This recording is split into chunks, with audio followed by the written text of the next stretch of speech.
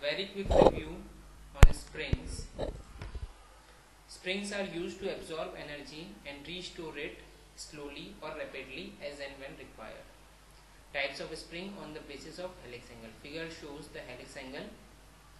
If the helix angle is less than or equal to 10 degree, then it is called as closed coiled spring. And if the helix angle is greater than 10 degree, then it is called as open coiled spring.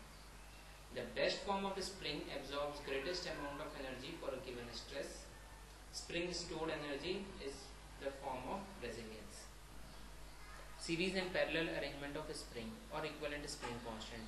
When the springs are arranged in series, then equivalent spring constant 1 upon k equivalent is equal to 1 upon k1 plus 1 upon k2 and so on to 1 upon kn.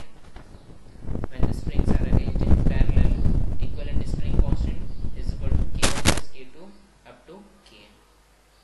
Stiffness of a spring is inversely proportional to number of coils in the spring. Therefore, when a spring is cut into two parts, its stiffness becomes double for every individual part. Axial deflection of a spring for closed coil del is equal to 8fc cube n upon g into d. Shear stress in a spring tau max is equal to 8 kW fc upon pi d square. Stiffness of a spring k is equal to gd by 8c cube n, where f is applied load, c is spring index, which is capital D by small d, where capital D is diameter of coil and small d is diameter of wire of a spring. Capital G is modulus of rigidity, n is number of turns, and kW is Wahl's factor. Wahl's factor is consider the effect of direct shear stress and curvature effect. Strain energy stored in spring U is equal to half T theta, where T is torque applied and theta is angular deflection.